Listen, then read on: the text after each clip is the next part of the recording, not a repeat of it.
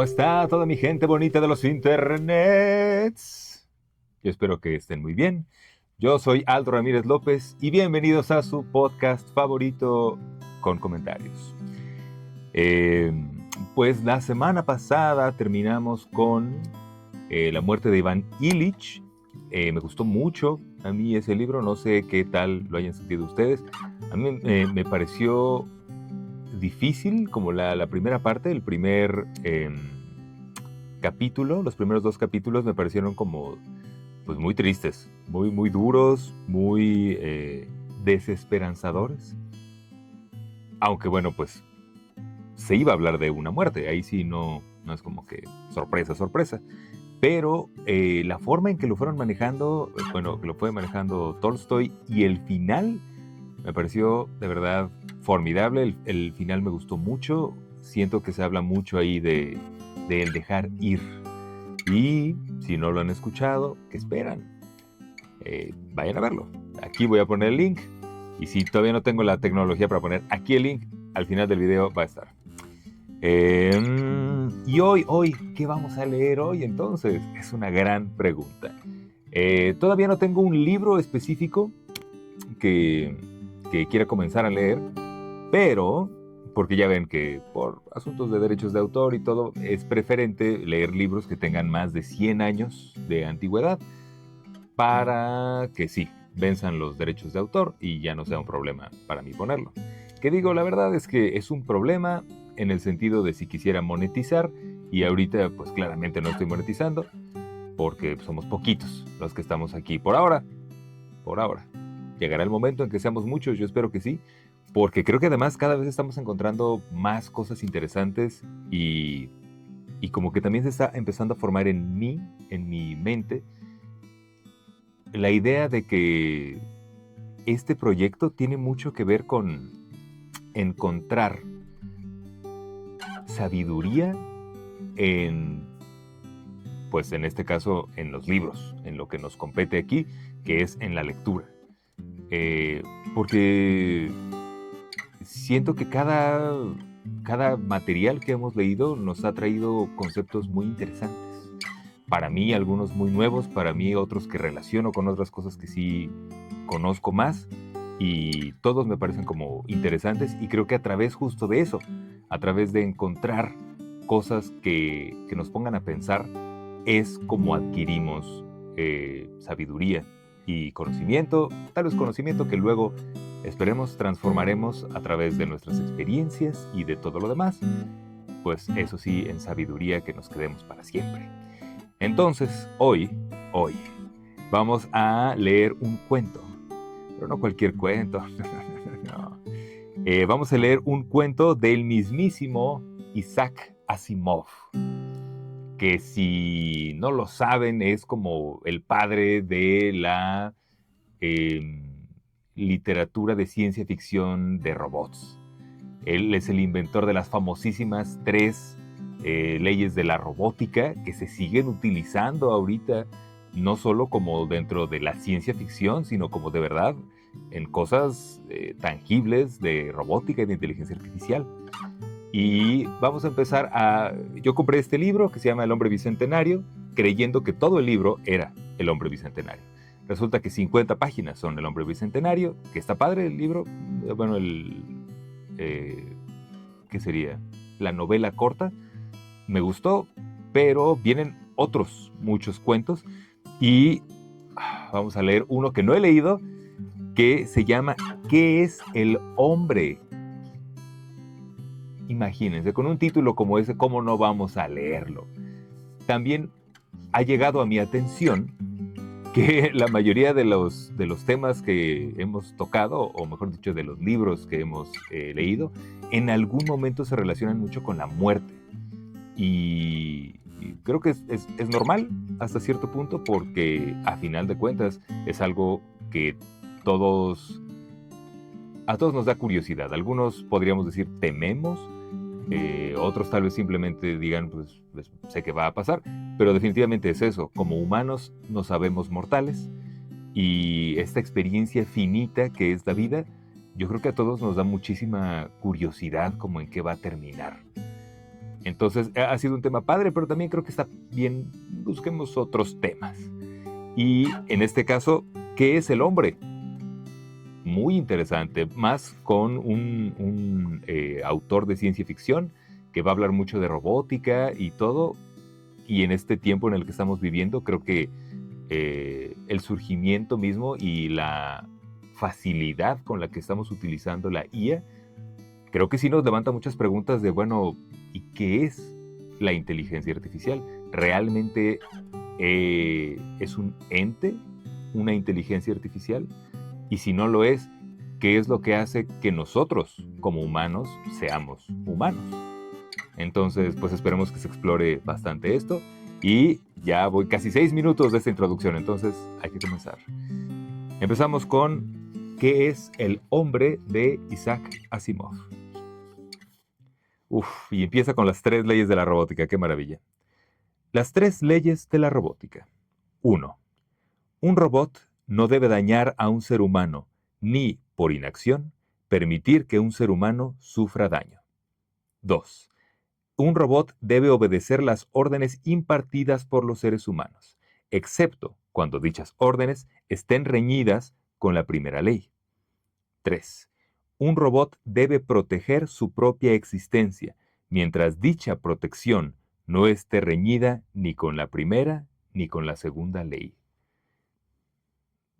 Me encantan. Las 3 leyes de la robótica están tan bien escritas, se autorreferencian, son elegantes en la forma en que están escritas. Belleza. Keith Harriman, director de investigaciones en robots y hombres mecánicos desde hacía 12 años, no estaba seguro de andar por buena senda. Se relamió sus pálidos labios con la lengua y tuvo la sensación de que la imagen holográfica de la gran Susan Calvin, que lo observaba severamente, nunca había tenido un aspecto tan huraño. Habitualmente, apagaba la imagen de la mayor robotista de la historia porque lo ponía nervioso. Se esforzaba por recordar que era solo una imagen, pero no lo conseguía del todo. Esta vez no se atrevía a apagarla, y la imagen de la difunta lo acuciaba. Ya está muerta entonces la mayor robotista. Tendría que tomar una medida horrible y desagradable. Frente a él estaba George Diez, tranquilo e imperturbable a pesar de la patente inquietud de Harriman y pese a la imagen brillante de la santa patrona de la robótica. No hemos tenido oportunidad de hablar de esto, George. Hace poco que estás con nosotros, y no he podido verme a solas contigo, pero ahora me gustaría hablar del asunto con cierto detalle. Con mucho gusto, aceptó George. En el tiempo que tuvo en la empresa, en el tiempo que llevo en la empresa, he llegado a la conclusión de que la crisis se relaciona con las 3 leyes. Yo ando diciendo puras cosas buenas de las 3 leyes y aparentemente él mismo ya encontró fallos en ellas. Sí, y conoces las 3 leyes, por supuesto. Así es. Claro, sin duda. Pero profundicemos y examinemos el problema básico. En 2 siglos de considerable éxito, esta empresa no ha logrado que los seres humanos acepten a los robots. Hemos colocado robots solo donde se han de realizar tareas que los seres humanos no pueden realizar, o en ámbitos inaceptablemente peligrosos para los seres humanos. Los robots trabajan principalmente en el espacio y eso ha limitado nuestros logros. Pero se trata de unos límites bastante amplios, dentro de los cuales la empresa puede prosperar. No, por 2 razones. Ante todo, estos límites inevitablemente se contraen. A medida que la colonia lunar, por ejemplo, se vuelve más refinada, su demanda de robots decrece y estimamos que dentro de pocos años se prohibirán los robots en la Luna. Esto se repetirá en cada mundo colonizado de la humanidad. En segundo lugar, la verdadera prosperidad de la Tierra es imposible sin robots. En Robots y Hombres Mecánicos, creemos que los seres humanos necesitan robots y que deben aprender a convivir con sus análogos mecánicos si se quiere mantener el progreso. Qué interesante me llamó muchísimo la atención este asunto. A medida que la colonia lunar se vuelve más refinada, su demanda de robots decrece. Siento que lo que estamos viviendo en este momento es totalmente lo contrario. Siento que estamos en un momento en que es algo tan nuevo el asunto de la inteligencia artificial, por ejemplo. Y entiendo que sí quieren implementar inteligencia artificial con un cuerpo físico, que sería pues básicamente un robot. Eh, Creo que en el momento en el que vivimos es todo lo contrario. Mientras más refinado, como que pareciera que se quisiera tener más este tipo de avances tecnológicos porque son muy nuevos y vistosos. Pero aquí parece, o lo que prevé Isaac Asimov, es que llega un momento donde los robots justo se vuelven como X, como algo que no es tan bueno y tan refinado como sería un humano. Eso está muy interesante porque no es para donde pareciera que vamos actualmente. Entonces, veamos qué más dice. ¿No lo han aprendido? Señor Harriman, usted tiene sobre el escritorio un terminal de ordenador que, según entiendo, está conectado con el multivac de la empresa. Un ordenador es una especie de robot Cecil, un cerebro de robot sin cuerpo. Cierto, pero eso también es limitado. La humanidad, la humanidad, es que está nervioso Harriman. La humanidad utiliza ordenadores cada vez más especializados con el fin de evitar una inteligencia demasiado humana. También había escuchado eso. ¡Ah! Había escuchado, pero no por estas razones. Había escuchado que se planeaba que justo las inteligencias artificiales se volvieran como más locales, más específicas para lo que, en el caso de que sean como ayudantes de personas, que entonces esa inteligencia artificial sea específica para Aldo, por ejemplo, para mis necesidades y para la forma en que a mí me gustan las cosas y para la manera en que esa inteligencia artificial pudiera ingeniárselas para hacer más sencillo mi trabajo. Entonces, no por las mismas razones, pero aquí también aparentemente lo que buscan es hacerlas más especializadas, pero con el fin de evitar una inteligencia demasiado humana, que yo creo que es lo que más nos da miedo. Sabemos que los humanos somos un desastre. Los humanos sabemos que los humanos somos un desastre. Entonces, tener algo que pudiera ser como un superhumano, en el sentido de que pudiera hacer e interactuar con todo un marco tecnológico que nos pudiera dejar a nosotros fuera de la jugada, creo que eso es el gran temor que se tiene ahorita. Em, por lo menos el gran temor como a futuro distópico. Yo creo que hay temores mucho más próximos que tienen que ver con lo económico y todo el rollo. Pero yo estoy peleado con todo el asunto económico, no me gusta el sistema económico actual, entonces no le pongo tanta atención. Pero bueno, vamos a ver qué más dice. Con el fin de evitar una inteligencia demasiado humana, hace un siglo nos dirigíamos hacia una inteligencia artificial ilimitada. No, va a estar buenísimo esto. Mediante el uso de grandes ordenadores que denominábamos máquinas. Estas máquinas limitaban su acción por voluntad propia. Una vez que resolvieron los problemas ecológicos que amenazaban a la sociedad humana, se autoanularon. Razonaron que la continuidad de su existencia les habría otorgado el papel de muletas de la humanidad. Como entendían que esto dañaría a los seres humanos, se condenaron a sí mismas por la primera ley. ¡Wow! ¿Se imaginan eso?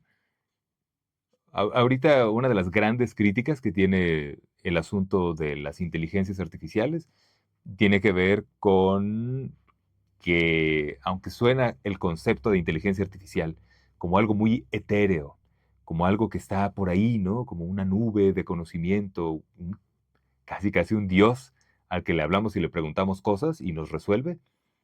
A final de cuentas, todos son, son eh, ordenadores, son estas cosas, servidores gigantescos, bodegas y bodegas llenas de servidores que se calientan.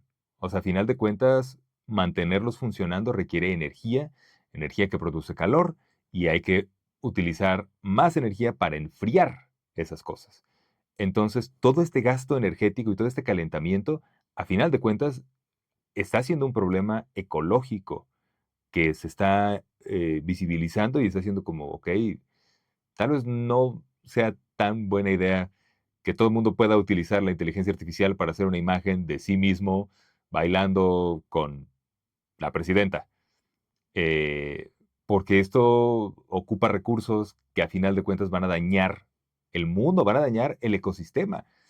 Entonces, qué increíble pensar que una inteligencia artificial fuera lo suficientemente eh, razonable como para ver en ella misma un peligro para la humanidad y decir, pum, mejor bye bye, chavos. O sea, si sigo así, voy a destruir todo. Entonces, no. Por eso son importantes las 3 leyes de la robótica. Continúa. ¿Y no actuaron correctamente? A mi juicio, no. Con su acción reforzaron el complejo de Frankenstein de la humanidad, el temor de que cualquier hombre artificial se volvería contra su creador. Los hombres temen que los robots sustituyan a los seres humanos. Yo creo que en ese paso estamos ahorita. ¿Usted no siente ese temor? Claro que no. Mientras existan las 3 leyes de la robótica, es imposible. Los robots pueden actuar como socios de la humanidad. Pueden participar en la gran lucha por comprender y dirigir sabiamente las leyes de la naturaleza y así lograr más de lo que es capaz la humanidad por sí sola, pero siempre de tal modo que los robots sirvan a los seres humanos. Pero si las 3 leyes, a lo largo de 2 siglos, han metido a los robots dentro de ciertos límites, ¿a qué se debe la desconfianza de los seres humanos hacia los robots? Bien, Harriman se rascó la cabeza vigorosamente, despeinando su cabello entrecano. Se trata de superstición, principalmente. Por desgracia, también existen ciertas complejidades, y los agitadores antirrobóticos sacan partido de ellas. ¿Respecto de las 3 leyes? Sí, en especial de la segunda. No hay problemas con la tercera ley. Es universal. Los robots siempre deben sacrificarse por los humanos, por cualquier ser humano. Desde luego, asintió George Diez. La primera ley quizás sea menos satisfactoria, pues siempre es posible imaginar una situación en que un robot deba realizar un acto A o un acto B, mutuamente excluyentes, y donde cualquiera de ambos actos resulte dañino para los seres humanos. El robot habrá de escoger el acto menos dañino. No es fácil organizar las sendas positrónicas del cerebro robótico de tal modo que esta elección sea posible. Si el acto A deriva en un daño para un joven artista y un joven artista y con talento, y B en un daño equivalente para 5 personas de edad sin ninguna valía específica, ¿cuál debería escoger? El acto A. El daño para uno es menor que el acto para 5. Sí, los robots están diseñados para decidir de ese modo. Esperar que los robots juzguen en temas tan delicados como el talento, la inteligencia o la utilidad general para la sociedad nunca ha resultado práctico. Eso demoraría la decisión hasta el extremo de que el robot quedaría inmovilizado. Así que nos guiamos por la cantidad. Afortunadamente, las crisis en las que los robots deben tomar decisiones son escasas. Pero eso nos lleva a la segunda ley, la ley de la obediencia. Sí, La necesidad de obediencia es constante. Un robot puede existir durante 20 años sin tener que actuar con rapidez para impedir algún daño a un ser humano o sin necesidad de arriesgarse a su propia destrucción. En todo ese tiempo, sin embargo, obedece órdenes constantemente. ¿Órdenes de quién? De un ser humano. ¿De cualquier ser humano? ¿Cómo juzgar a un ser humano para saber si obedecerle o no? ¿Qué es el hombre? ¿Por qué te preocupas por él? ¿Qué es el hombre? ¿Por qué te preocupas de él, George? George puso un gesto de duda y Harriman se apresuró a aclarárselo. Se trata de una cita bíblica. Esto no importa. Lo que pregunto es si el robot debe obedecer las órdenes de un niño, las de un idiota, las de un delincuente o las de un hombre inteligente y honesto, pero que no es un experto y por lo tanto ignora las consecuencias no deseables de su orden. Y si dos seres humanos le dan al mismo tiempo, perdón, le dan al mismo robot órdenes contradictorias, ¿a cuál debe obedecer? ¿Estos problemas no se han resuelto en 200 años? No, dijo Harriman sacudiendo vigorosamente la cabeza. No. Perdón. En primer lugar, nuestros robots solo se utilizan en ámbitos especializados en el espacio donde los hombres que tratan con ellos son expertos. No son niños, idiotas, delincuentes, ni ignorantes bien intencionados. Aún así, hubo ocasiones en que órdenes necias o meramente irreflexivas causaron daño. Este daño, en ámbitos especializados y limitados, se pudo contener, pero en la Tierra los robots deben tener juicio. Eso sostiene, eso sostienen quienes se oponen a los robots y demonios. Tienen razón. Entonces, debéis insertar la capacidad para el juicio en el cerebro positrónico. Exacto. Hemos comenzado a reproducir modelos JG. JG voy a decir. JG. En los robots, perdón, en los que el robot puede evaluar a cada ser humano en lo concerniente al sexo, la edad, la posición social y profesional, la inteligencia, la madurez, la responsabilidad social y demás. ¿Cómo afecta eso a las tres leyes? La tercera ley no se verá afectada. Hasta el robot más valioso puede destruirse en aras de un ser humano, del ser humano más inservible. Eso no se puede alterar. La primera ley solo se vería afectada cuando otros actos causaran daño.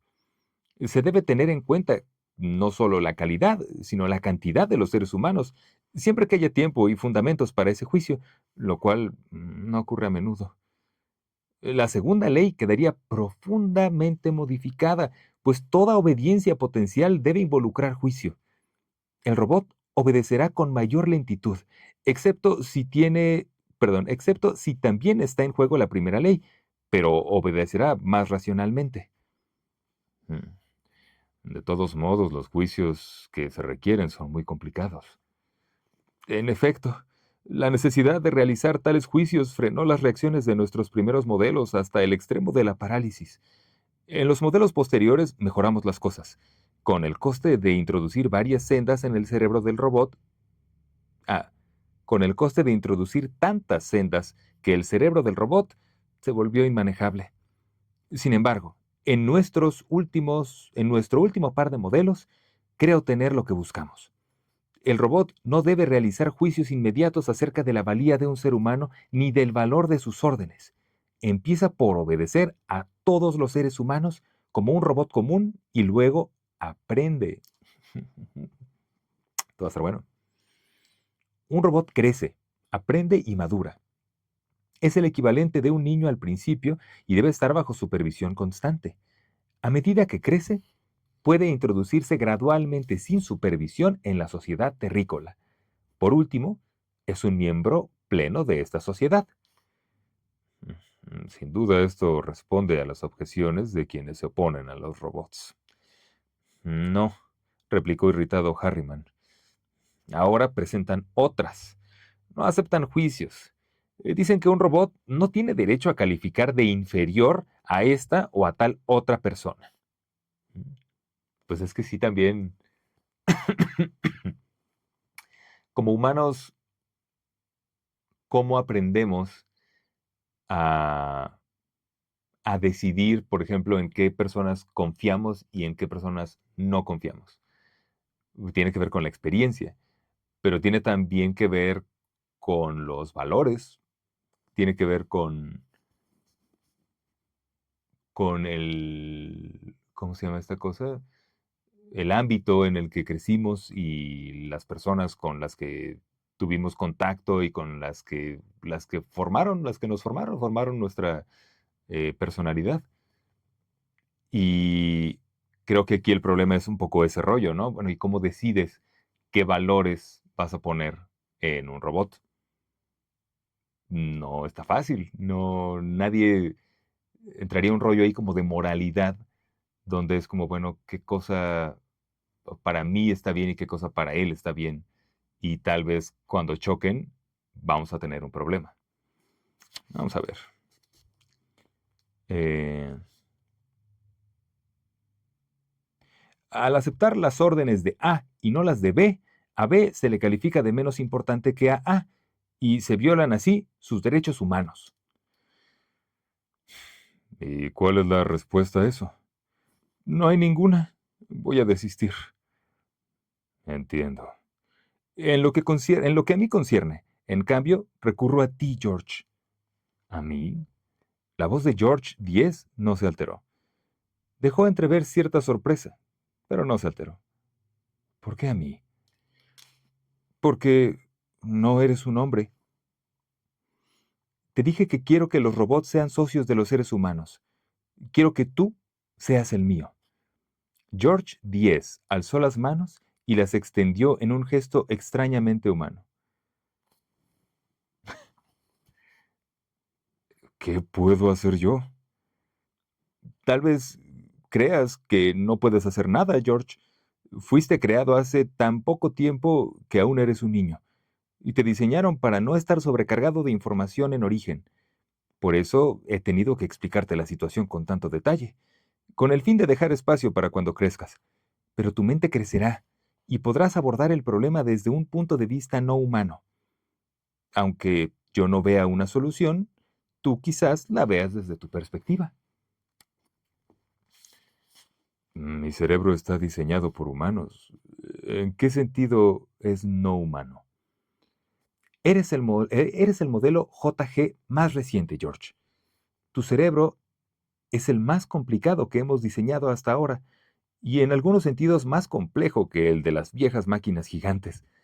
Posee una estructura abierta y, a partir de una base humana, es capaz de crecer en cualquier dirección, aún permaneciendo dentro de los límites infranqueables de las tres leyes. Puedes desarrollar un pensamiento no humano.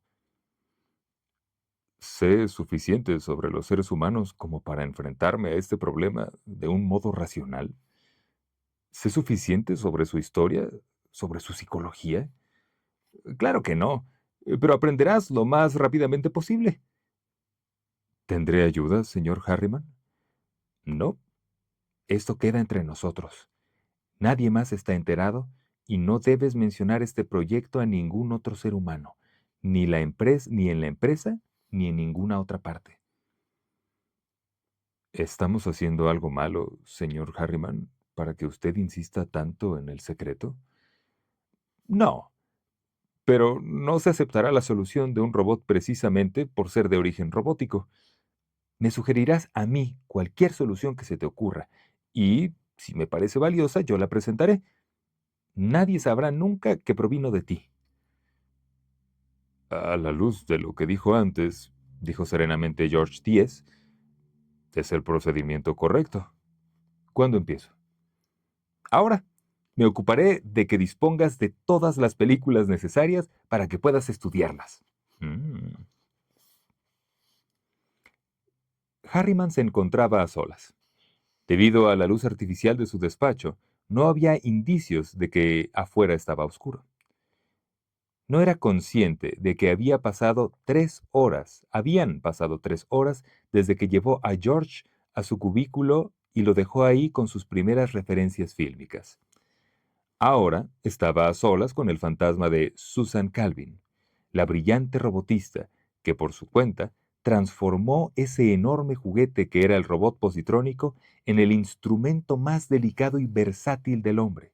Tan delicado y versátil que el hombre no se atrevía a utilizarlo, por envidia y por temor. Ella había muerto hacía más de un siglo.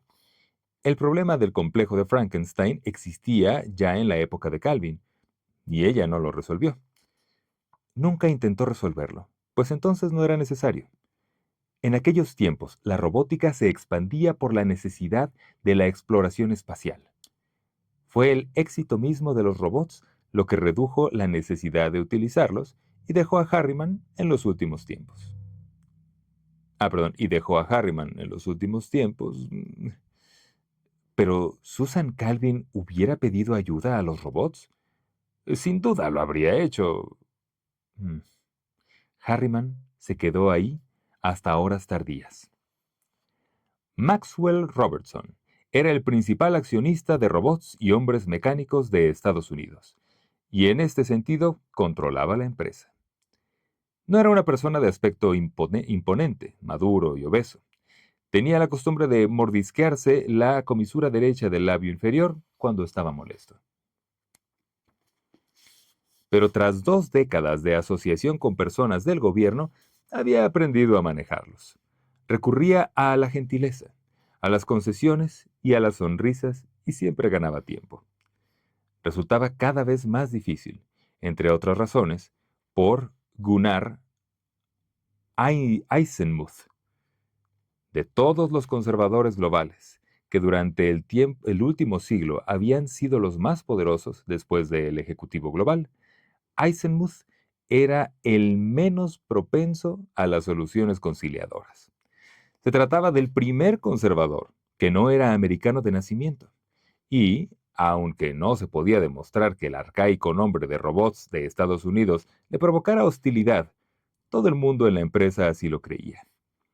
Se había hecho la sugerencia, no era la primera en ese año ni en esa generación, de que el nombre de la empresa se cambiaría por el de Robots Mundiales, pero Robertson no estaba dispuesto a consentirlo. La empresa se construyó con capital estadounidense, con cerebros estadounidenses y con manos de obra estadounidenses. Y, si bien hacía tiempo que la compañía tenía un alcance internacional, el nombre sería un testimonio de su origen mientras él estuviera a su cargo. Eisenmuth era un hombre alto y cuyo rostro alargado y triste tenía un cutis tosco y unos rasgos toscos. Hablaba el idioma global, con marcado acento norteamericano, aunque nunca había estado en Estados Unidos antes de asumir el cargo. Eh, Me resulta perfectamente claro, señor Robertson. No hay dificultad. Los productos de su empresa siempre se alquilan, nunca se venden. Si la propiedad de alquiler ya no se necesita en la luna, usted debe recibir los productos y transferirlos. Sí, conservador. Pero, ¿a dónde? Iría contra la ley traerlos a la tierra sin autorización del gobierno. Y esta se nos ha negado. Aquí no servirán de nada. Puede llevarlos a Mercurio o a los asteroides. ¿Qué haríamos con ellos allá? Eisenmuth se encogió de hombros. Los ingeniosos hombres de su empresa pensarán en algo. Robertson meneó la cabeza. Representaría una cuantiosa pérdida para la compañía. Me temo que sí, asintió Eisenmuth sin inmutarse. Tengo entendido que hace 2 años que la empresa tiene problemas financieros. Principalmente a causa de las restricciones impuestas por el gobierno conservador. Debe ser realista, señor Robertson. Usted sabe que la opinión pública se opone cada vez más a los robots. Por un error conservador. No obstante, es así. Quizás sea más prudente cerrar la empresa. Es solo una sugerencia, desde luego. Sus sugerencias tienen peso conservador. Es preciso recordarle que nuestras máquinas resolvieron la crisis ecológica hace un siglo. La humanidad está agradecida, pero eso fue hace mucho tiempo.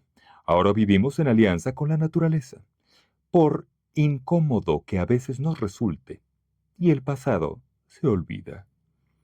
Se refiere a lo que hemos hecho por la humanidad. En efecto.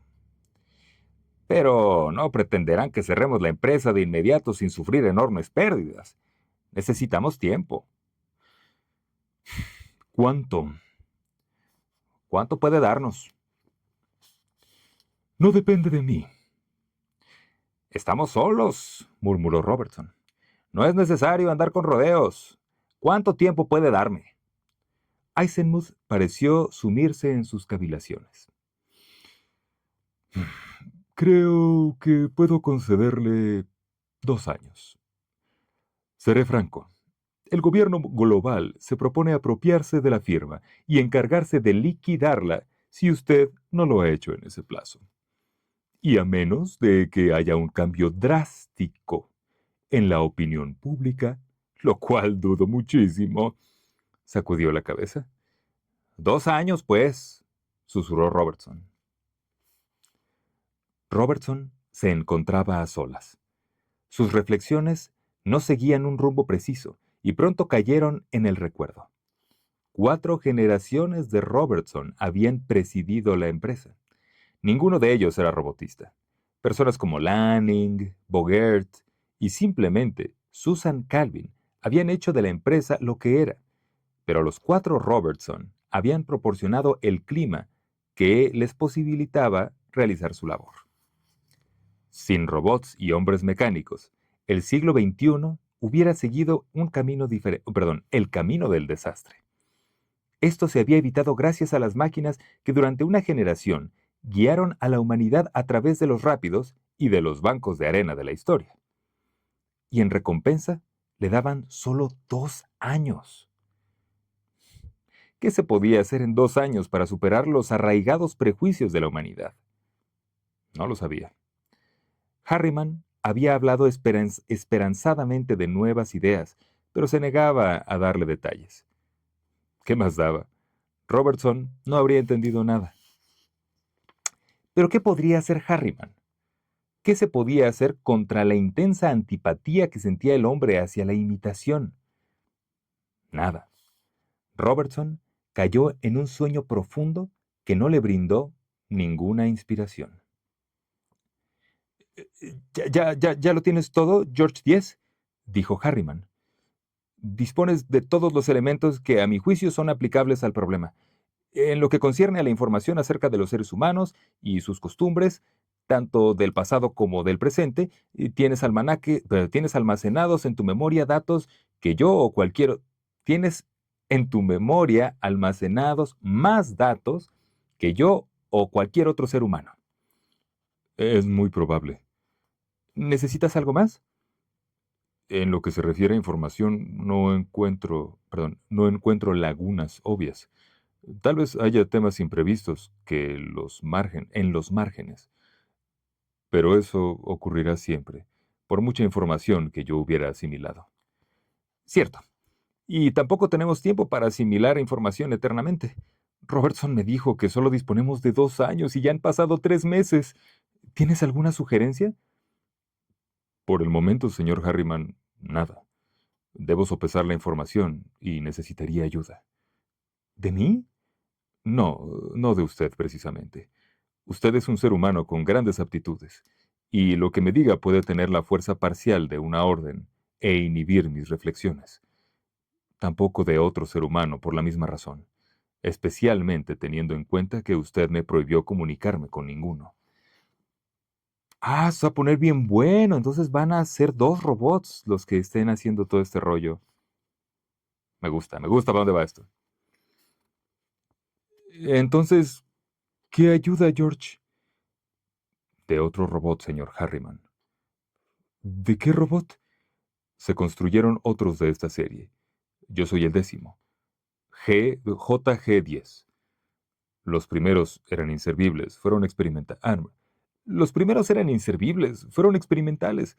Señor Harriman, George 9 existe. Bien, sí, pero ¿de qué servirá? Se parece mucho a ti, salvo por ciertas carencias.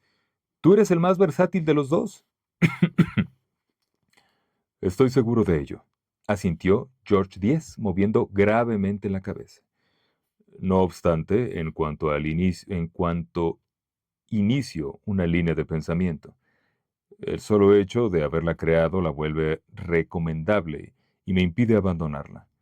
Si después de desarrollar una nueva línea de pensamiento puedo expresarla a George 9, él la analizará sin haberla creado.